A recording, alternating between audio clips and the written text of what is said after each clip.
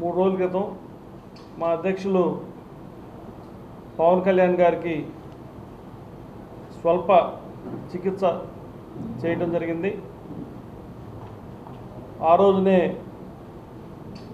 మా ఎమ్మెల్సీ గారు హరిప్రసాద్ గారు అందరికి కూడా తెలియపరిచి ఆరోగ్యం నిలకడగా ఉందని చెప్పడం, దాని మీదట అందరం జిల్లా వ్యాప్తంగా కూడా ఆయన ఆరోగ్యం కోసం పలు దేవాలయాల్లో, చర్చిల్లో, మసీదుల్లో పూజలు చేయడం, ఆయన ఆరోగ్యం బాగుపడాలని, త్వరగా కోలుకొని ప్రజా జీవితంలోకి రావాలని చెప్పి అందరం కూడా కోరుకోవడం జరిగింది. భగవంతుని దయ వల్ల డాక్టర్లు చేసినటువంటి శస్త్రచికిత్స పూర్తిగా విజయవంతమై త్వరలో ఆయన మళ్ళీ పార్టీ వచ్చి పలు కార్యక్రమాల్లో పాల్గొనడం జరుగుతుంది. అట్లనే ఈ రోజున ఉమ్మడి ప్రభుత్వం వచ్చిన తర్వాత రైతుల కోసం పనిచేస్తున్నటువంటి ప్రభుత్వంగా ఈ రోజున మనం చూస్తూ ఉన్నాం. ఏదైతే పవన్ కళ్యాణ్ గారు పంచాయతీరాజ్ శాఖ తీసుకొని ఇంటీరియర్ ప్రదేశాల్లో ఉన్నటువంటి గిరిజన గ్రామాల్లో రోడ్లు లేని గ్రామాలకు కూడా రోడ్లు వేయించే దిశగా ఆయన ప్రయత్నాలు చేసి ప్రయత్నం కూడా విజయవంతమై ఆ రోడ్లపై ఇప్పుడు అందరూ కూడా నడిచేటువంటి పరిస్థితి మనం చూసాం. సుమారుగా 4,000 కోట్ల పైన వారు వెచ్చించడం జరిగింది వారి కొరకు. ఎక్కడా కూడా ఏ ప్రభుత్వం ఇప్పటివరకు కూడా చేయనటువంటి విధంగా ప్రతి పంచాయతీలో మురుగునీరు కానివ్వండి, రోడ్లు కానివ్వండి, చెరువులు బాగు చేయడం కానివ్వండి, ముందస్తు చర్యలో భాగంగా చెరువులను పూడికి లేత కొట్టి తీయడం కూడా జరిగింది. ఎందుకంటే వేసవికాలం రాబోతూ ఉంది. ఎక్కడా కూడా మంచినీటికి ఎవరు కూడా ఇబ్బంది పడకూడదని ముందస్తు చర్యల్లో భాగంగా ఆ గ్రామాల్లో ఉన్నటువంటి చెరువులన్నింటి కూడా పూడికలు తీసి ఆ చెరువులు నింపే కార్యక్రమం కూడా చేయడం జరిగింది కాలువల ద్వారా. కాబట్టి ప్రత్యేకంగా రాష్ట్ర ప్రజలందరి తరఫున పవన్ కళ్యాణ్ గారికి ఈ యొక్క మంచి కార్యక్రమాలు చేసినందుకు ఆయన శాఖ ద్వారా వారికి కూడా మేము కృతజ్ఞతలు తెలియజేసుకుంటూ, అట్లానే ఇంకొకటి ఎప్పుడూ జరగనటువంటి విధంగా గుంటూరు మిర్చి యార్డు పాలకవర్గం ఒక మంచి నిర్ణయం తీసుకోవడం జరిగింది. అంటే రైతులు మిర్చి యార్డుకి ఆ మిర్చి తీసుకొచ్చేటప్పుడు గన్నీ బ్యాగ్స్లో తీసుకుని వస్తూ ఉంటారు. గన్నీ బ్యాగ్ వారు బయట మార్కెట్లో కొనాలంటే 55 రూపాయలు విలువ కలుగుతుంది. కానీ ఇక్కడికి వచ్చేసరికి వ్యాపారస్తులు దానికి కూడా విలువ కట్టి 10 రూపాయలు ఇవ్వడం జరుగుతూ ఉంది. గత ఉమ్మడి ప్రభుత్వం 2016లో ఈ రైతుల యొక్క విజ్ఞప్తి మేరకు 10 నుంచి 25 రూపాయలు చేయడం జరిగిందండి. అంటే రైతులకు కొంత ఊరట కల్పించారు ఆ రోజున.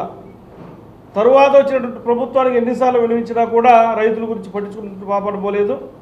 వ్యాపారస్తులకు అనుకూలంగా చేయటం, రైతులపై ఆ భారాన్ని అంతే మోపడం జరుగుతూ ఉంది. ఇక ఇప్పుడు ఈ ప్రభుత్వం వచ్చిన తర్వాత మరలా రైతులందరూ విజ్ఞప్తి మేరకు, ప్రభుత్వ సూచనల మేరకు ఆ యొక్క పాలకవర్గంలో ఉన్నటువంటి మా వైస్ చైర్మన్ మల్లికా గారు, డైరెక్టర్ వంశీ గారు, విజయలక్ష్మి గారు, చైర్మన్ కుర్రా అప్పారావు గారు కలిసి రైతులతో వ్యాపారస్తులతో చర్చించి రైతులకు మేలు చేసే విధంగా 25 రూపాయలు ఇచ్చేటువంటి గన్నీ బ్యాగ్ రేట్ని 40 రూపాయలకి పెంచడం జరిగింది. అంటే సుమారుగా ప్రతి సంవత్సరం కూడా 1,40,00,000 బస్తాలు మిర్చి యార్డుకు రావడం జరుగుతుంది. అంటే దాని ద్వారా రైతులకు ఈరోజు ఎంత లబ్ధి కలిగింది? సుమారు 25 కోట్ల రూపాయల లబ్ధి రైతులకు చేకూరుతాం. అంటే ఈ పాలకవర్గం యొక్క కృషి, అంటే ఈ ఉమ్మడి ప్రభుత్వం యొక్క ఆలోచనలు రైతులను ఏ విధంగా ఆదుకోవాలి, రైతులకు ఏ విధంగా లబ్ధి చేకూర్చాలి, ఏదైతే వారు సొంత సొమ్ముతో కొన్నటువంటి గన్నీ బ్యాగ్స్ కోసం 40 రూపాయలు వారు వ్యాపారస్తుల ద్వారా వ్యాపారస్తులతో చర్చలు జరిపి మా యొక్క మెంబర్లు కానివ్వండి, చైర్మన్ గారు కుర్రాపారావు గారు ప్రత్యేకంగా ఈ పాలకవర్గాన్ని అభినందిస్తూ ఉన్నాం. చొరవ చూపినటువంటి కుర్రాపారావు గారికి, వైస్ చైర్మన్ మల్లికా గారికి కూడా ప్రత్యేకంగా జనసేన పార్టీ తరఫున, పవన్ కళ్యాణ్ గారి తరఫున అభినందనలు తెలియజేసుకుంటా ఉన్నాం. అంటే ఎప్పుడూ లేదన్నమాట. దీని ద్వారా రైతులకు 25 కోట్ల రూపాయలు ఖర్చు తగ్గింది, వారికి ఆదాయం పెరిగింది. అటువంటి పాలకవర్గాన్ని మరొకసారి అభినందనలు తెలియజేసుకుంటా ఉన్నాం. ఇకపోతే దేశ రాజకీయాల్లోకి వస్తే మనం చూస్తూ ఉన్నాం. మనం ఏదైతే మహిళా బిల్లు కానివ్వండి, డీలిమిటేషన్ బిల్ కానివ్వండి. ప్రతిపక్ష పార్టీల వారు కేవలం రాజకీయం చేసి మహిళలను రాజకీయాల్లో రాకుండా అడ్డుకునే దిశగా ఆ ప్రయత్నాన్ని దేశ ప్రజలందరూ చూశారు. దేశ ప్రజలందరూ కూడా ఏదైతే మహిళలను అడ్డుకుంటారో ఆ కార్యక్రమాన్ని చూడటం జరిగింది. పూర్తిగా ప్రతిపక్షాలు మహిళలపై ఒక అనగారినటువంటి ఒక అణిచివేత ధోరణితో వారి యొక్క ధోరణి ఉందని చెప్పి కూడా ఈ సందర్భంగా మనం తెలుసుకోవచ్చు. అట్లానే ఇక మా దగ్గరికి ఒక జనసేన పార్టీకి సంబంధించినటువంటి ఒక డాక్టర్ గారు, అంటే జనసేన పార్టీకి ఆయన ఎవరైతే పేదలు వైద్యం కొరకు వెళ్తారో ఉచితంగా వైద్యం చేస్తూ ఉంటాడు. ఇన్నర్ రింగ్ రోడ్లో ఉన్నటువంటి కృష్ణ చైతన్య హాస్పిటల్ అని. కృష్ణ చైతన్య హాస్పిటల్ డాక్టర్ గారు కూడా వచ్చున్నారు. సరే ప్రెస్ మీట్ ఉంది కదా మీరు కూడా ఉండమని చెప్పాను ఆయనకి. కృష్ణ చైతన్య హాస్పిటల్ అనేదాన్ని 19వ తారీఖు అర్ధరాత్రి కొంతమంది వచ్చి పూర్తిగా పగలగొట్టి సుమారుగా 1 కోటి రూపాయలు 80 లక్షల రూపాయలటువంటి సామాను ధ్వంసం చేసి 2 లారీల్లో సామాన్లు ఎత్తుకెళ్ళడం జరిగింది. అది జరిగేటప్పుడు సంబంధిత నల్లపాడు సిఐ గారు అక్కడే తిరుగుతూ ఉన్నారంట. కనీసం హాస్పిటల్ దగ్గర రావడం కానివ్వండి, దౌర్జన్యం చేసేవారు రావడం కానివ్వండి, దౌర్జన్యం చేసేవారిని ఇద్దరు పట్టిస్తే ఎస్ఐ గారు వస్తే వాళ్ళని పోలీస్ స్టేషన్ తీసుకెళ్ళి వెంటనే పంపించేయడం జరిగింది. అర్ధరాత్రి 11:30 జరిగితే వీళ్ళు కార్యక్రమం అంతా అయిపోయిన తర్వాత 2 గంటలు 3 గంటలు కంప్లైంట్ చేస్తే మరుసటి రోజు ఎస్పీ గారికి కంప్లైంట్ చేసిందా కూడా వీళ్ళు ఎఫ్ఐఆర్ కట్టలేదు. ఆ వచ్చినటువంటి వాళ్ళు ఒకటే చెప్తా ఉన్నారట, సిఐ గారికి మనం 10 లక్షల రూపాయలు ఇచ్చా ఇబ్బంది లేదు, మన ఇష్టం వచ్చినట్టు చేసుకోవచ్చు అని చెప్తా ఉంటాం. వీళ్ళ దృష్టిలోకి వచ్చింది. అంటే హాస్పిటల్ అప్పటికి ఒక 3 పేషెంట్లు కూడా మహిళా పేషెంట్లు కూడా ఉండటం జరిగింది. అంతటి కార్యక్రమం జరిగినా కూడా ఇప్పటివరకు కూడా సిఐ గారు అక్కడికి వెళ్ళలేదు, ఏం జరిగిందో విచారించలేదు, ఒక ఎఫ్ఐఆర్ కట్టారు. ఆ ఎఫ్ఐఆర్ కూడా పనికిరాని ఎఫ్ఐఆర్ కట్టారు. ఆ సెక్షన్లో ఎవరైతే దౌర్జన్యం చేశారో వాళ్ళకి అనుకూలంగా ఉండే విధంగా చేశారు. అంటే నల్లపాడి సిఐ గారు అవినీతి ఏ విధంగా ఉందో ఈ సందర్భంగా మీకు తెలియజేస్తాం. ఈ విషయం ఎస్పీ గారిని కూడా డాక్టర్లు కలవడం జరిగింది. ఎస్పీ గారు కలిసిన తర్వాత ఎఫ్ఐఆర్ కట్టి ఆయనకి ఇన్ఫర్మేషన్ ఇవ్వడం జరిగింది. మరలా ఇప్పుడేం చెప్తా ఉన్నారు, మీరు రాజీ పడమని ఆయన బెదిరిస్తూ ఉన్నారు. కాబట్టి ప్రభుత్వ అధికారులు ఎవరైతే ఎస్పీ గారు డిఐజీ గారికి మేము ఒకటే కోరుతూ ఉన్నాం, ఈ ప్రాంతంలో చాలా పెద్ద ప్రాంతం ఇది. ఈ ప్రాంతంలో జరిగే అల్లర్లన్నిటికీ కూడా ఈయన కొమ్ము కాస్తూ ఉన్నాడు. ఎవరైతే డబ్బు ఇచ్చారో వారి వైపున ఉండటం తప్పితే న్యాయం చేయటం ఈ సిఐ వల్ల కావట్లేదు. మేము అదే చెప్తా ఉన్నాం, ఈయన అవినీతిని భరించలేకపోతూ ఉన్నారు ప్రజలు. దౌర్జన్య పరులకి కొమ్ము కాస్తూ ఉన్నాడు.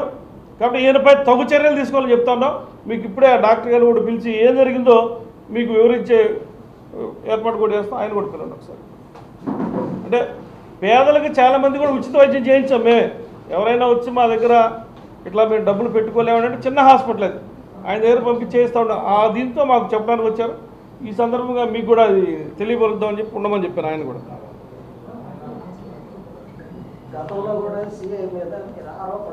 నేను ఆరోపణ చేసింది ఆ రోజు ఆయన డ్యూటీ సరిగా చేయలేదు.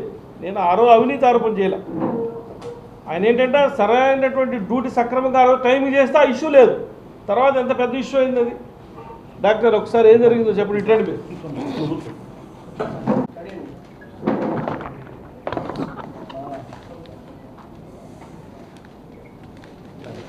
సార్ నమస్తే అండి. మాది కృష్ణ చైతన్య హాస్పిటల్ సార్. 19వ తారీఖు నైట్ 11:20 తర్వాత 11:20 వరకు నేను హాస్పిటల్లో ఉన్నానండి. 11:20కి నేను వెళ్ళిపోయిన తర్వాత 11:23 నుంచి 11:25 లోపు ఒక 30 నుంచి 40 మంది మాస్కులు వేసుకొని హాస్పిటల్కి వచ్చి హాస్పిటల్ అంతా మా స్టాఫ్ అందరు మొబైల్స్ తీసుకొని వాళ్ళకి అంతా వాళ్ళ రూమ్లో బంధించి హాస్పిటల్ అంతా బ్రేక్ చేశారండి. మా పేషెంట్స్ ఉంటే పైన ఒక 3 వాళ్ళందరినీ కిందకి దించేశారు.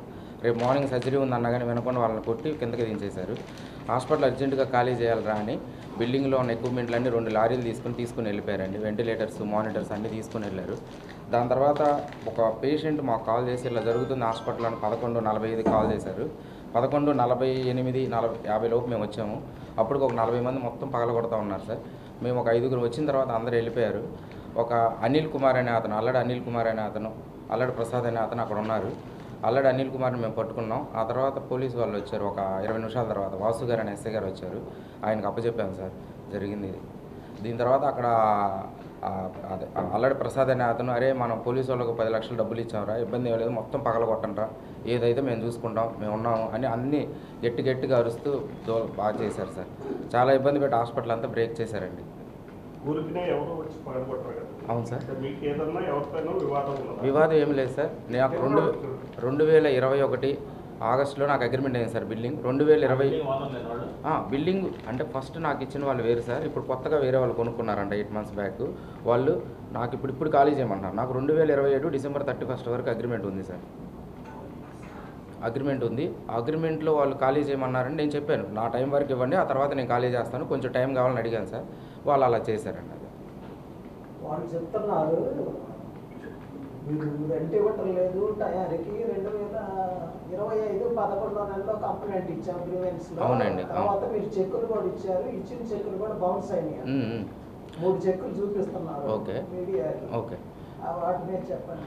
చెక్కులు అనేది నేను ఇవ్వలేదు సార్. నా పాత బిల్డింగ్ వాటర్కి అగ్రిమెంట్ కింద 6 లక్షలు డబ్బులు ఇచ్చాను. దాంతోపాటు సెక్యూరిటీకి 3 చెక్కులు ఇచ్చానండి. ఆ 6 లక్షల డబ్బులు ప్లస్ 3 చెక్కులు వీళ్ళకి అమ్మిన తర్వాత వీళ్ళకి ఇచ్చారు. నన్ను రిజిస్ట్రేషన్ రోజు పిలిచి అగ్రిమెంట్ ట్రాన్స్ఫర్ చేస్తానని చెప్పారండి. నన్ను రిజిస్ట్రేషన్ రోజు కూడా పిలవలేదు. డిసెంబర్లో అయితే గ్రీవెన్స్లో నా మీద కంప్లైంట్ చేసినప్పుడు నేను చెప్పాను వివరంగా, నాకు అగ్రిమెంట్ చేయండి, 2027 డిసెంబర్ వరకు 6 లక్షలు అడ్వాన్స్ కట్ చేసుకొని మీకు ఎంత రావాలో నేను అంత ఇవ్వగలనని కూడా చెప్పాను సార్ నేను. ఆ తర్వాత వాళ్ళు నన్ను కలవలేదు, డైరెక్ట్గా ఇలా చేశారు. అంటే ఏదైనా హాస్పిటల్ వాళ్ళకి రెంట్ ఇచ్చే విషయంలో అయితే మేము కూడా వాళ్ళకి మద్దతు తెలియపరుస్తాం. ఎందుకంటే రెంట్ విషయంలో ఎక్కడా కూడా రెంట్ విషయం గురించి ఎక్కడా రాలా. హాస్పిటల్లో ఎవరైతే ఇప్పుడు కొత్త అంటున్నారో ఆయనకు రెంట్ ఇవ్వాల్సి వస్తే డాక్టర్ గారు ఇమ్మని చెప్తాం. మేము అందులో ఎక్కడా కూడా జోక్యం చేసుకోం. సివిల్ మ్యాటర్లో మేము ఎక్కడా జోక్యం చేసుకోం. వాళ్ళు ఏదో పోలీస్ స్టేషన్కి వెళ్ళారు, చేశారు, అంతా అయిపోయింది. కానీ పగలగొట్టేటప్పుడు కానివ్వండి, పగలగొట్టబోయే ముందు కానివ్వండి, పూర్తిగా సిఐ గారి యొక్క ప్రమేయం ఉందని చెప్పి వారి యొక్క ఆలోచన. మాకు కూడా మా దృష్టిలో కూడా వచ్చింది ఏంటంటే, ఈ నల్లపాడు సిఐ సంబంధించిన వంశీధర్ అనే అతను ఎప్పుడు కూడా ఎవరైతే డబ్బులు ఇస్తారో వాళ్ళకే పనిచేస్తాడు. అతని దగ్గర న్యాయం చేయడం కానివ్వండి, లా అండ్ ఆర్డర్ మెయింటైన్ చేయడం కానీ ఎక్కడా లేవు. దీన్ని ఇక మేము పోయినసారి కూడా ఒక ఇష్యూలో ఆయన సరిగా పనిచేయలేదని చెప్పాము అంతే. ఆయన ఆ రోజు సరిగా డ్యూటీ చేసి ఉంటే అంబటరాంబాబు ఇష్యూ అంత పెద్ద అయ్యేది కాదు. ఆ డ్యూటీ చేయటం ఆ రోజు చేయలేదని చెప్పిన మిగతా విషయాలు మా దృష్టిలో రాలే. ఇప్పుడు వచ్చిన విషయాన్ని మేము ప్రజల దృష్టి తీసుకెళ్తాం, అధికారుల దృష్టి తీసుకెళ్తాం. ఎస్పీ గారిని కూడా కలిశారు. వీళ్ళు కలిసిన తర్వాత ఎఫ్ఐఆర్ కట్టారు. నైట్ ఎప్పుడో మిడ్-నైట్ ఇద్దరిని అప్పచెప్తే వాళ్ళే పంపించారు. ఎస్పీ గారిని కలిసిన తర్వాత ఎఫ్ఐఆర్ కట్ట ఎవరో సబ్ ఇన్స్పెక్టర్ ఎవరో వాసు అంట, ఆయన వచ్చి చూసేయడం, ఎఫ్ఐఆర్ కట్టడం, ఒక ఎఫ్ఐఆర్ పంపించడం, నిన్న వచ్చేదో ఎంక్వైరీ చేసి వెళ్ళాడంట. అంటే జరిగినటువంటి వాతావరణంలో కేసు వివరాలు వేరు, ఆయన కట్టినటువంటి సెక్షన్లు కూడా వేరు. అది కూడా చూసాం మేము, మా లాయర్ గారు కూడా చూసారు. సెక్షన్లు కూడా సరైనటువంటి సెక్షన్లు వేయట్లా. మరి ఎందుకు జరుగుతూ ఉన్నది, ఆయన మరి ఎందుకు చేస్తూ ఉన్నాడు? అక్కడ చాలా పెద్ద స్టేషన్ అది. కేవలం డబ్బు సంపాదించుకోవడానికి ఉన్నట్టుంది ఆ ఎస్సీఐ ఇక్కడ. ఇదే తప్పితే ఎవరికి కూడా న్యాయం చేసినట్టు లేవు. ఇంకేమంటే బెదిరింపులు చేస్తున్నట్టు కూడా ఈ మధ్య చెప్తా ఉన్నారు కొంతమంది. ఏది, నేను మొన్న అంబటరాంబాబు విషయంలో మాట్లాడిన తర్వాత సిఐ గురించి కొన్ని మా దృష్టికి వచ్చినాయి. అది ఆ విషయాన్ని ఈరోజు ఎస్పీ గారికి కూడా, డిఐజీ గారికి కూడా డాక్టర్ గారిని తీసుకెళ్ళి కలుపుతాం. లేదు వాళ్ళకి ఏదైనా రావాలంటే డాక్టర్ గారితో మేమే ఆ కమిట్మెంట్ ఇప్పిస్తాం. మేము సివిల్ సెటిల్మెంట్ చేయడానికి ఏం లేవు. నిజంగా న్యాయంగా జరగాల్సింది ఏదంటే న్యాయంగా జరిగేటట్టు కూడా మేము మాట్లాడగలుగుతాం. వారి వర్షం ఏంటంటే అద్దె కూడా ఇవ్వకుండా రాత్రి సామాన్లన్నీ లారీలో తరలించకపోతే మేము అడుగుతున్నాము, మా మీద దాడి చేశారని వాళ్ళు చెప్తున్నారు.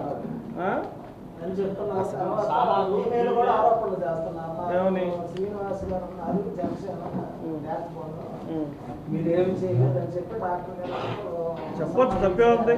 అది ఉంటే చెప్పొచ్చు, తప్పే లేదు. ఇప్పుడు ఈ రోజున జనసేన శ్రీనివాస్ గారు ఆయన వాళ్ళకి తెలుసు. ఆ ఊరోళ్ళు, నేను ఆ ఊర్లో పుట్టినోండే, వాళ్ళు ఆ ఊర్లో పుట్టినోళ్ళే. జనసేన శ్రీనివాస్ ఉంటే వాళ్ళే ముందు వస్తారు నా దగ్గరికి వెళ్ళకన్నా. ఇప్పుడు ఏంటంటే సిఐ డ్రామా అనమాట ఇదంతా. నా మీద చెప్పడం సిఐ ఆడే డ్రామా ఇది. ఇప్పుడు వీళ్ళు తీసుకెళ్లే పని, వీళ్ళు కంప్లైంట్ ఇవ్వడం, వాళ్ళు ఎందుకు దొరుకుతారు?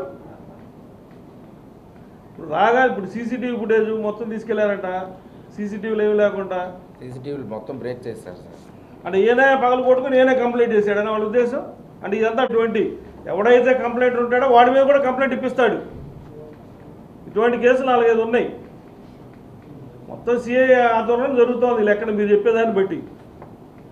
రమ్మండి, వాళ్ళు కూడా ఆరోపణలు చేయకుండా ఏం జరిగిందో. మరి వాళ్ళు ఎందుకు తీసుకెళ్ళాడు ఆయన ఎస్ఐ గారు? దొరికిన వాళ్ళని వీళ్ళని ఎందుకు తీసుకెళ్ళలేదు?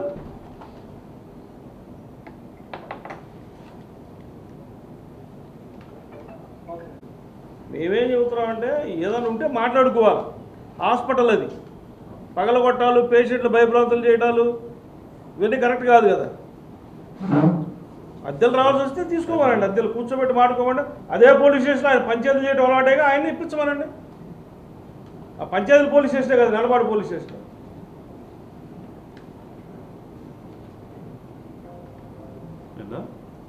నా ఫోన్ ఏది?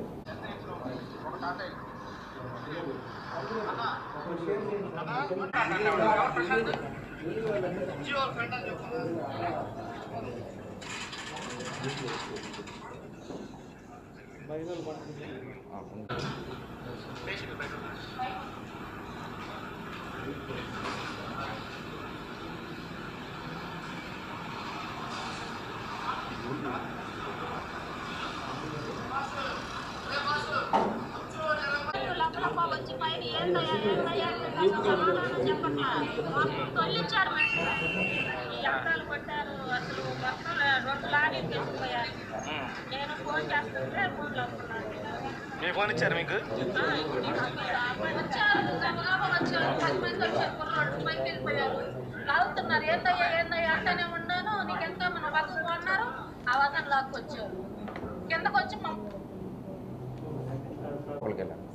టేబుల్స్, నా టేబుల్ ఉంటుంది సార్, అందులో డాక్యుమెంట్స్ టేబుల్స్తో సహా మొత్తం 2 లారీలు వెళ్ళిపోయినాయి సార్. వెళ్ళిపోయినాక ఒక పేషెంట్ కాల్ చేస్తే నేను వెళ్ళాను. మేము 4 వెళ్ళేటప్పటికి అసలు రచ్చరచ్చగా ఉంది. ఆ తర్వాత అక్కడ ఒక 2 పిల్లలు దొరికారు. ఎస్ఐ గారు ఒక 20 నిమిషాల తర్వాత వచ్చిన తర్వాత సార్కి అప్పచెప్పాము. సార్ తీసుకొని వెళ్ళారు. నేను 3:30కి వెళ్ళి కంప్లైంట్ కూడా ఇచ్చాను స్టేషన్లో. 6వ రోజు నైట్ ఇచ్చాను.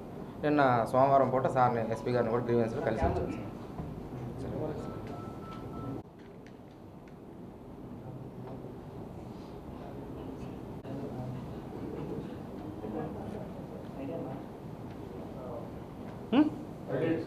కరెక్ట్. మీడియా సోదరులందరూ నమస్కారం.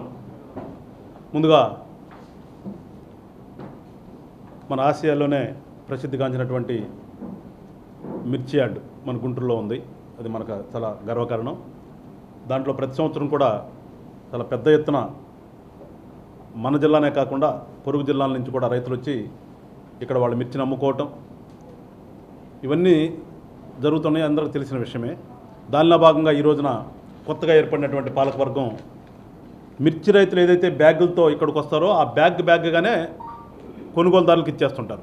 ఇచ్చేసినప్పుడు వాళ్ళు ఏం చేస్తుంటారంటే దానికి ఏదో నామినల్ రేటు ఇస్తూ ఉంటారు గతంలో. అట్లా కాకుండా రైతులకు నష్టం కలగకూడదనే ఒక ఆలోచనతో ప్రభుత్వం కానీ, మరి ముఖ్యంగా కూటమి ప్రభుత్వం ఏర్పడిన దగ్గర నుంచి రైతులకి ఏం చేద్దామని ఆలోచనలో ఉన్నాం. దానిలో భాగంగానే ఈ మిర్చి యార్డు పాలక మండలి చైర్మన్ గారు కానీ, కమిటీ మెంబర్లు కానీ వీళ్ళందరూ కూడా ఒక మంచి నిర్ణయం తీసుకుని గతంలో ఉన్నదానికంటే రేటు ఎక్కువ పెంచి వాళ్ళ 45 రూపాయలు ఆ బ్యాగ్కి